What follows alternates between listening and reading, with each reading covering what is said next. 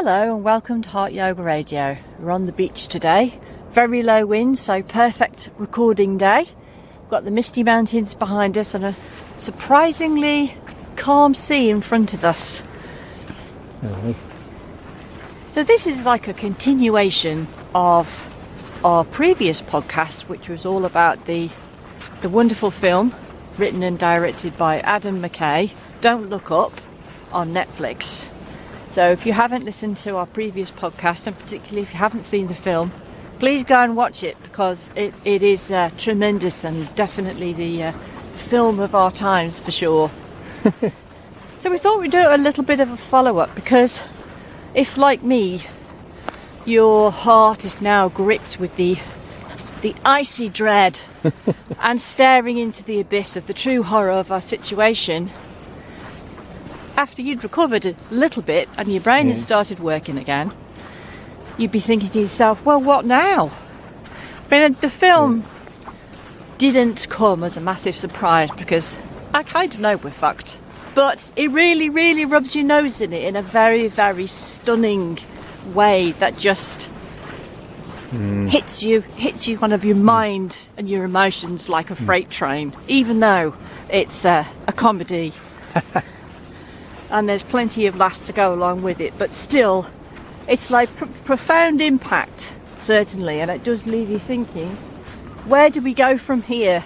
And to be honest with you, sure, we can change our ways and buy more environmentally friendly, ecological shampoo, or washing up liquid, or clothes, or ethically sourced clothes. Right. But at the end of the day, us changing a few of our habits, even if we went all in on sustainability, and we've got friends who do this, and it's a very hard life, by the way, and it's pretty much impossible to do unless you've got like some decent capital to get yourself going, which most of us don't have. Well, how many years did we just grow all our own food on council allotments, Yeah. 34 years I was doing that. But we lived in a massively environmentally unfriendly house with no insulation, no double glazing. And no money to do anything about it. Yeah. So you realise that even the little you personally could do is a drop in the ocean, because the truth is that the world is being destroyed by, say, about 100 massive companies. Yeah. And they're not going to stop just because you're buying faith in nature kind of coconut body wash, Yeah. Or you maybe like plant a few trees in your back garden. Even if we all did that, if it's like they like to give the impression, every little bit helps. So you got a bit of self-calming going on. You feel a bit better. You think maybe we're not all going to die because I'm buying eco-friendly this and that now. But even if everyone on the planet did that, we're still fucked, unfortunately. And even if every little bit helps, well, that's slightly true, but only slightly. It will just slow things down just like a little micron. But that's about it. And I'm not saying don't do that. No. Absolutely support anything that's like not just greenwash, but truly is green. Indeed. Absolutely go for it as hard as you can. But we need more. Yeah. It needs way more, way more. Yeah. If we're not going to end up like the end of Don't Look Up. I mean, it's like in their reality, as awful as it was, at least it was quick. We didn't just stagger to a kind of like messy death over 20 years. They got nice and clean, bang, planet gone. So we were having this conversation this morning, as it does leave you with this shocked feeling that naturally leads to, well, what can I do about this shock? Indeed. What can I do about this realisation? Could it be stopped? Could it be changed? Okay. And you were telling me about the kind of things that you've been looking at, and about climate change and what Noam Chomsky's been saying, and various people. So, would you like to tell everyone else what you told me this morning, as it was quite useful? Well, I think you're right that consumerism, that aware consumerism or woke consumerism or whatever you want to call it, it isn't going to save the day. I mean, the public can put pressure, and my reading around the UK oil industry as a follow-on to reading around the machinations of the US oil industry does indicate that they do succumb to pressure, but of course they also try to inform public opinion. The Kochs have spent absolutely millions, on billions in fact, on persuading people. Well, first of all, it's a hoax, you know. Secondly, the science isn't sound, and so forth, This has been a concerted effort for 50 years. As Lee Camp said the other day in one of his YouTube videos, Big Oil have known about global warming since 1958 at least. Actually, I've found references to it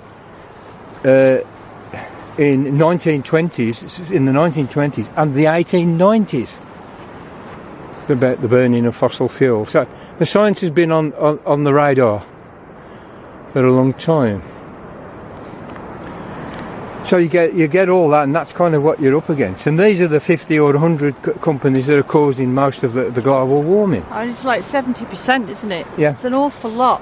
Yeah, plus they have the whip hand on the energy that we do use. They can put enormous pressure. They have enough funds, enough money, enough influence, and enough personnel.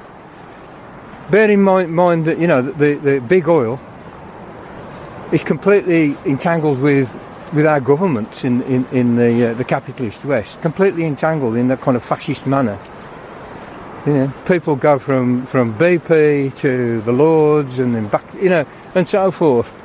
The whole kind of thing is rigged. They have enormous power, and we have to bring them down. Without bringing them down, our efforts, not buying plastic straws, recycling our plastic bags, etc., however virtuous it makes us feel, will not quite be enough. And it seems to me that I appreciate Extinction Rebellion and the Insulate Britain movements and similar movements, but I did find Extinction Rebellion sort of quite disappointing when they went on Twitter saying Extinction Rebellion is not a socialist movement. Now, I know they're trying to capture a wider swathe of public opinion, or at least to force the whole population, whatever their political allegiances are, to at least give this some very deep consideration. But that is just really half-baked. There is no way that capitalism will stop trashing the planet. There is no green capitalism. No. There is no green capitalism. They've showed their colours, for instance, at COP26, when they send more delegates come from big oil to the COP26 than from the nations of the world, the actual governments representing the peoples of the world, at least ostensibly. Big oil, this is a fucking novel from the start. This is their power. They have power. That power has to be taken from them. And how do you think that can happen? It only happens when people hit the streets. Partly through electoral politics, force parties to bring in Green New Deals. Because big government, whether you like it or hate it, and I think most sensible people do have reservations about big government from all across the political spectrum again. But at the same time, this requires global concerted effort by some kind of body that's able to focus power on a very large scale to bring about the necessary changes. And the neoliberal governments, like the current US government and the current UK government and most of the governments across Europe, have had 40 years of neoliberalism plus, to the extent that parties left and right were unable to see outside of the lenses supplied to them by the neoliberalism. The whole kind of political class is completely brainwashed by the idea that government shouldn't do anything big, and it has to be a part of the answer here. But on its own, of course, dangerous, because we don't want to be giving them the power to be oligarchs, to become oligarchies that we can never remove when they fucking turn rogue and start screwing us all. It's a very fucking dangerous prospect, but a necessary one. And the counter to that is people on the streets. It's things like the civil rights movement. This is why Black Lives Matter is so significant, because that was the biggest mobilisation of people on the streets around a cause globally ever, believe it or not, in terms of numbers. Wow. Bigger than this. That's really great. Yeah, and obviously it's a completely right on cause. Of course it is, but it's also significant from just like the size of it, and it shows what we can do. But people have got to mobilise in all kinds of ways. I do see like some kind of broad church needing to operate here. At the same time, we've got to insist that our governments fucking grow up and coordinate with each other planet-wise much, much better than they've done at COP26. Otherwise, it is curtains. That moment will come. Except, as you said, it'll be a lot messier than a comet hitting the Earth, the size of Mount Everest. It's over in days, I would say. But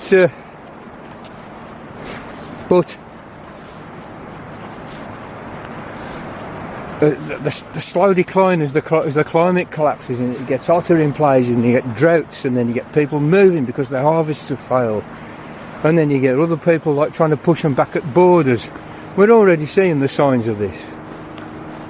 The Syria debacle, which has gone on now for fucking absolutely ages, 10 years plus, whatever it is, started out as bred riots, because of six years of failed harvest in succession. They're invading. Here they come. The aliens.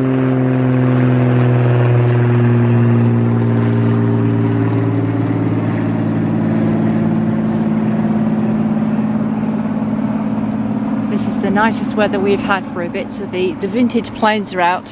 Yeah, I think that's an old World War II warplane that somebody like some hobbyist billionaire is flying around the Welsh mountains, Anyway, yeah, 6 successive years of failed harvests, bankruptcies of very, very, very many farmers, and it turns into social unrest at some point, doesn't it?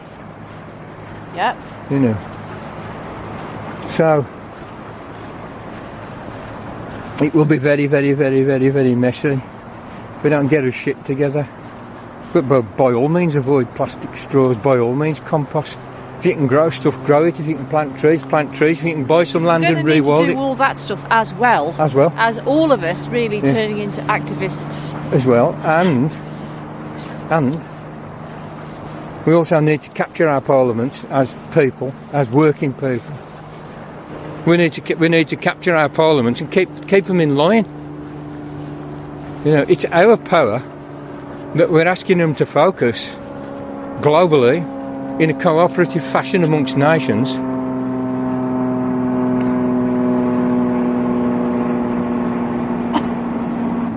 Nations to keep this wonderful but wayward species alive a bit longer.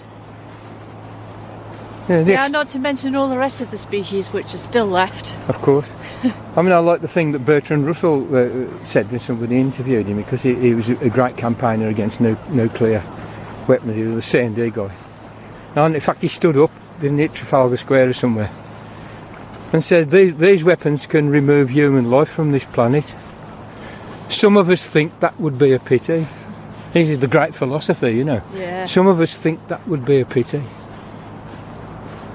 Right? How compelling that? It's not, you think like Russell, the philosopher of mathematics, was going to resort to some kind of weird, convoluted, logical thing. He says, no. Some of us think that would be a pity. And he kind of chuckled, he's speaking speaking off the soapbox to, I don't know, 50,000 people or something, you know. Yeah. I don't think it would be a pity. So we've got to get out there, one way or the other, and perhaps in many ways. Perhaps in many ways, you know, we do need a movement of movements, an alliance of alliances, you know. And anything that can foster that's going to be helpful.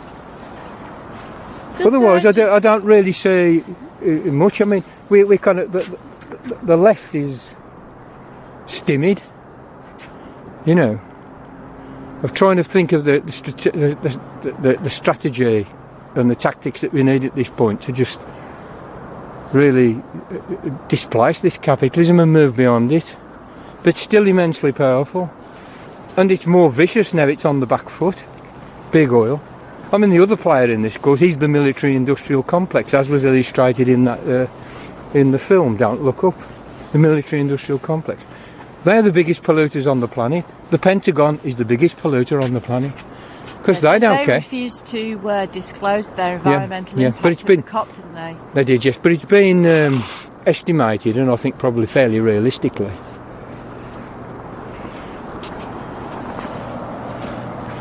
And it's not great, because they don't care about that, do they? They don't care about that. I mean, you bomb a city, it goes up in flames, everything burns. That's just clouds and clouds of CO2. Yeah. A tank, I mean, what's the mileage to a tank? You know, what mileage does it do? You know, electric tanks.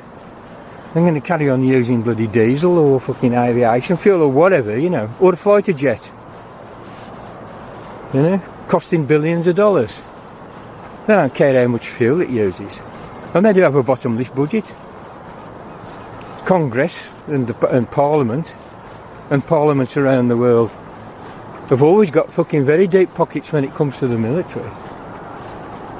I mean, Trump got elected on partly on a ticket, which is sort of quite popular amongst his working class base, of limiting American military adventures. And you think, well, okay, the guy, he's a dick, but he got something right. That is obviously got to be right, you know. And when he got in, it's time for the to settle the Pentagon's budget. The Pentagon comes and they say we want, I don't think it's 780 billion or something. Wow. 3/4 of a trillion, whatever it is. And Trump says, I tell you what, we'll give you an extra 20% or something. I don't, you know, and he just, they didn't even ask for it. He gave them extra money. I mean, because basically, you know, what they do all the time is they spin yarns about the weapons they're going to need, because how dangerous China is and how fast their weapons industry is coming on.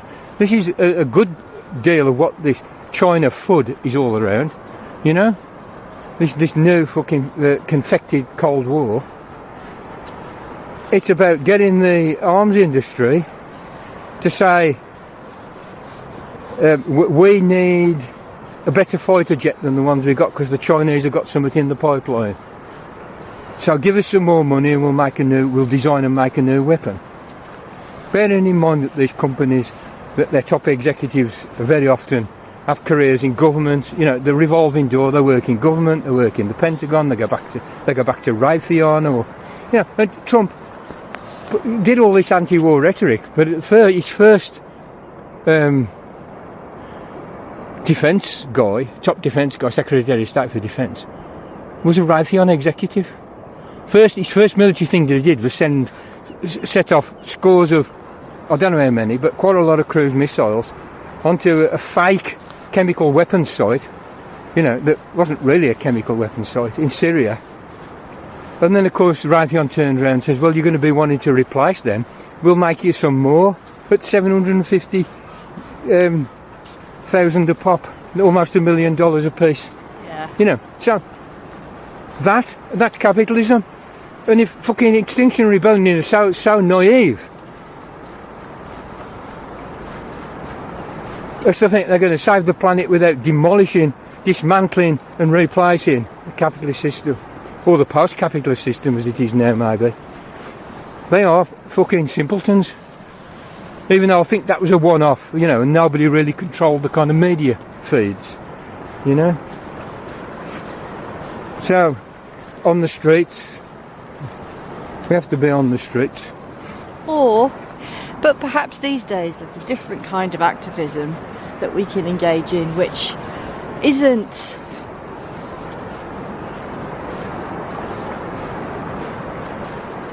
quite so frightening.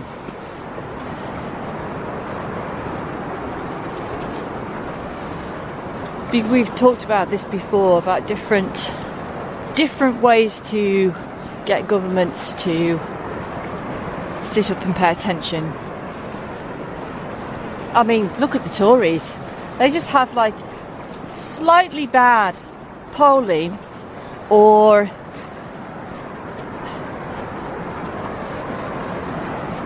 any kind of pushback from the public, and they're there U-turning like fast as the speed of light. I mean, they're absolutely pathetic. Yeah. I mean, the one thing we've learned over the last year or so is that the Tories are weak, and they really will bow to public pressure. To a point, yeah. Because they're just so desperate to remain popular, especially Johnson. I think any pressure is useful. Any pressure on them is useful. And as I said, especially reading the book. But it's got to be really intelligent pressure. Absolutely. I mean, kind of violence on the streets that could turn into riots, that could actually make it so that the government would love that, because then they can do more crackdown rules about all these terrible people on the streets, their violence. We must make even more rules where even if somebody looks at you funny, we can just throw them in prison forever. That's right, yeah. A policeman on his own idea that you're annoying somebody. Imagine annoying him, and there are draconian jail sentences attached to all this stuff. Well, why do you think they brought that into place? So we do have to box clever, but I do think without some big noise, without some big crowds on the street, that it's not going to happen either. It's like the pressure has to come from every angle. Plus we've got to get some sensible people taking hold of the levers of state as well. Yeah, so there's no point putting all that effort in just to get the Tories lighting. If they're not going to do anything about this, we're going to have to bear down on them, whoever they are, But we do know. I mean, as you indicated, the U-turns are sort of phenomenal. You think, bloody hell, how about that? A couple of points in the polls and they've U-turned on it. And a few angry letters from constituents. Yeah, or a football player puts out a few tweets and, Yeah.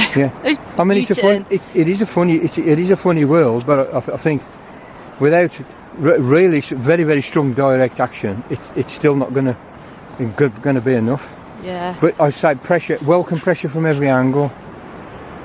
I think we have to, and we have to think how we can use it. Because if your people are in jail, they're not able to do anything. No. I mean, it's important to push back on that bill, on our kind of crime bill. That means basically that in the UK that demonstration is outlawed. But there's this thing, you demonstrate, and you're asking the powers that be to concede and give you something. And in many senses, I think, well, why are we asking? Respectfully asking, because that's accepting the power dynamic. It's, that. Whereas it's the power dynamic that's the problem. One of the big problems at the core of all this. So you don't ask, you demand. You shouldn't be pleading and asking for favours and asking for crumbs from the table. You should be demanding. And not only should you be demanding, you should be doing the thing that you want already. Asking them to do it for us is a kind of a mistake, even though we have to recognise that there are powers that be. But we should demand that they coordinate internationally to get this shit sorted out. Demand. And we should be doing it ourselves at the same time.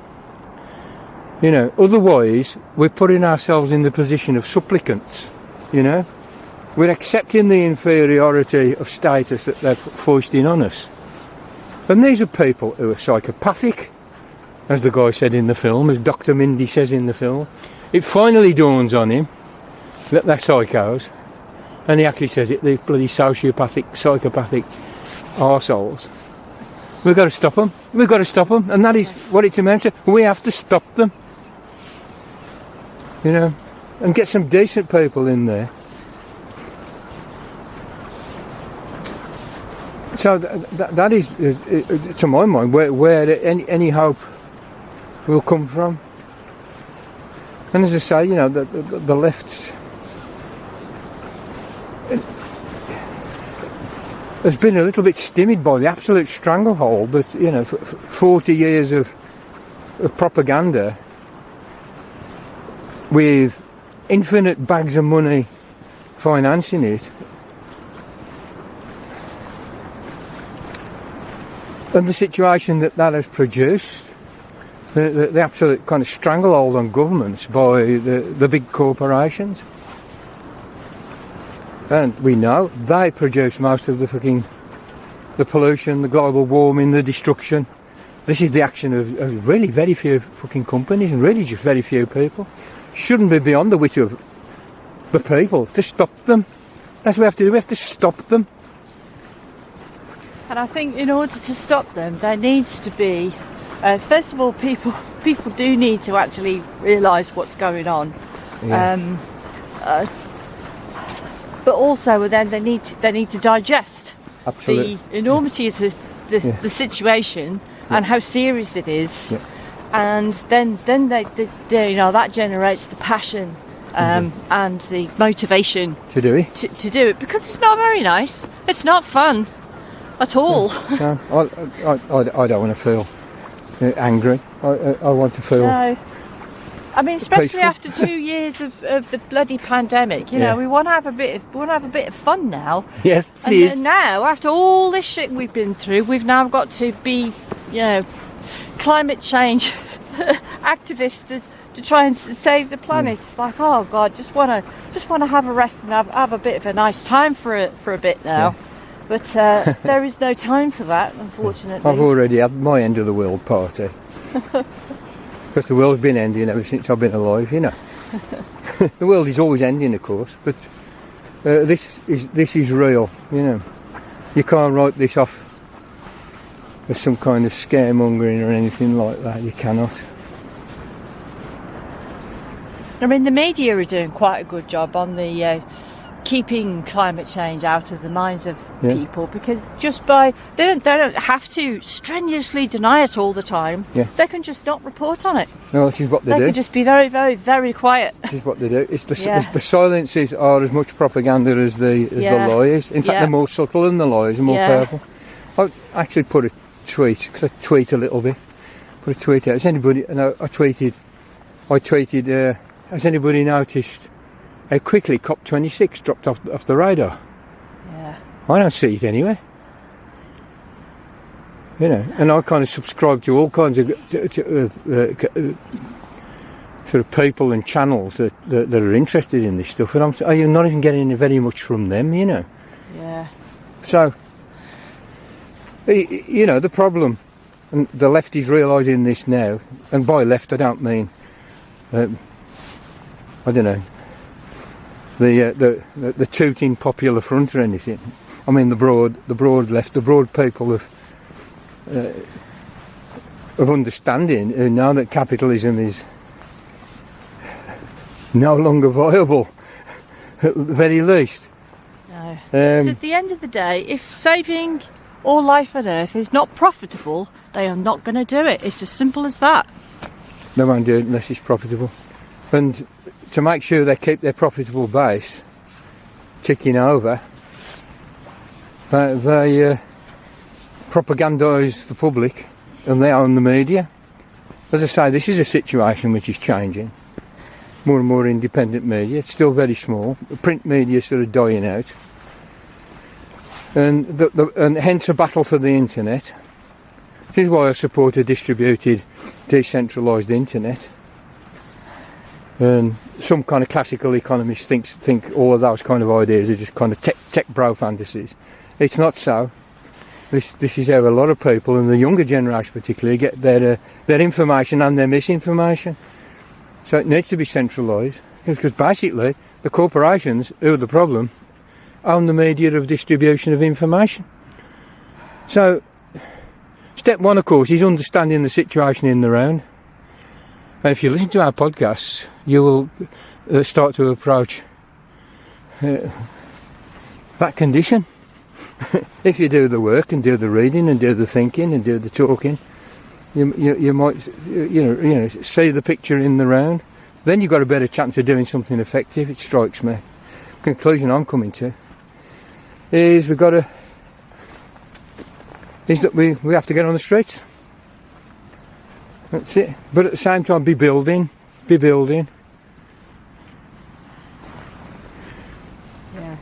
I mean, build safety nets in your communities, build your communities, so that when things do get really hairy, we all know each other enough not to start kind of like just attacking each other out of panic.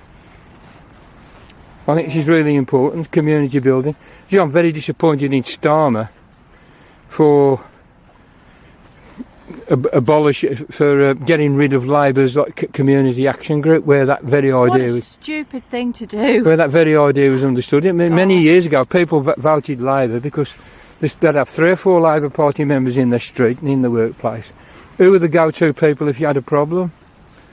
You know, the party and the unions acted as kind of community resources, as well as doing the basic thing of electoral politics and trade union representation. Jeremy Corbyn brings that back in because he's a wise man. Starmer says, "No, we don't need that," and I've no doubt that's got Peter Mandelson stamped all over it. Thinks government's a technocratic matter, and you get people who are educated in a certain manner, with a certain facility with propaganda and PR. And that is what government ought to be, and that is what a political party ought to be. I can't think of anything more kind of half-arsed. Yeah. And Corbyn understood you have grassroots and you work through Parliament as well, you know, which is precisely kind of what I'm saying, you know. Grassroots coordinated with capturing the various states and doing what needs to be done. And I think one of the things that needs to be done, and something that we can all do, is help to raise awareness of what is coming. Yeah. And if you do see a news channel, whether it's mainstream or alternative news, that is giving really good information, maybe try and support them. Yeah. Or. Yeah. By sharing their information with other people. I mean, it's not talked about. It's a terrible downer, and people don't want to hear bad news. They don't want to hear bad things. They don't, no. But still, we need to be talking about it all the time. I think we have to put up with how rough that can get. Yeah. Because it's nowhere near as rough as what'll happen when billions of people find that their farms and their homes and their life support systems are underwater or are being scorched to dust by the sun. Yeah. Having a little bit of division with your relatives and your neighbours. I mean, it tests your patience to the fucking limit. Yes, but nevertheless, you can kind of think, well, I'm just going to shut up, and that is what you shouldn't do. Don't shut up. You know, and learn how to put your case across. Yeah, and learn how to arm yourself with the facts as much as you can. Yeah. And practice putting across those ideas, so that if somebody comes up with something to try and counter your argument that's completely ridiculous, you've got a really good comeback that just knocks it out the park. Yeah, and double check and fact check and look at the people who are saying stuff and think, well, And okay, I know about argumentum ad hominem, on which you'll find a podcast if you go back over our stuff. But nevertheless, character matters. Character of people who are leaders, if you might say, or what do they call them? Influencers. It matters in some sense. But at the end of the day,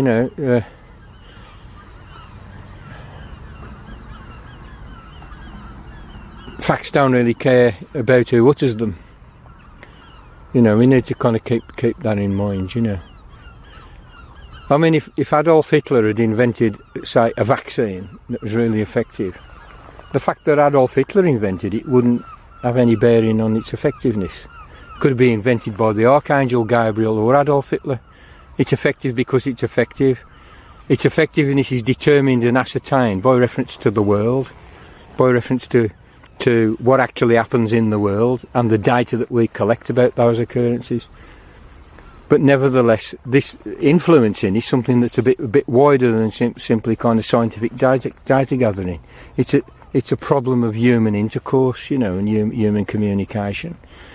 But there is nevertheless a kind of communicative reason that enables us to, in quite good measure, separate the bullshit from the good stuff, you know, and looking at the character of people in that equation, and at one's own character, I'm sure, you know, is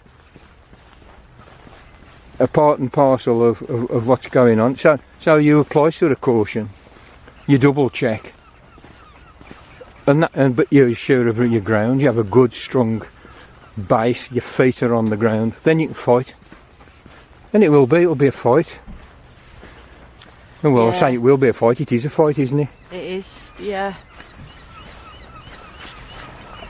Oh well, thank you for coming onto the beach with us today and walking around in this delightfully low wind environment, which is really a treat because it's been awful for days and days. It's absolutely gorgeous down here. It's not very bright, but it's really, there's something very lovely and placid about it. Yeah, it's because it's so calm. It's so nice to just feel the calmness of the weather for a change. The river's flat and it's like a mirror. There's waves on the sea there, but because we've got the estuary there, and it's really lovely. It's reflecting the hills, and there's misty mountains, floating worlds. Yeah. Rather gorgeous. And not many people about, is there? So yeah, it's quite nice and quiet as well. Anyway, just you've had your weather report, and we told you how beautiful this part of the world is. And if we keep saying that, of course, everybody will come here, won't they? Yeah, they probably will in the summer anyway. But, they will in the summer anyway, yeah. So thanks for listening, and I hope you're all well as much as you can be in these dark times. Make knowledge great again. Yeah, I will speak to you soon. And definitely look up. Yeah, look up. Just look up. Just look up.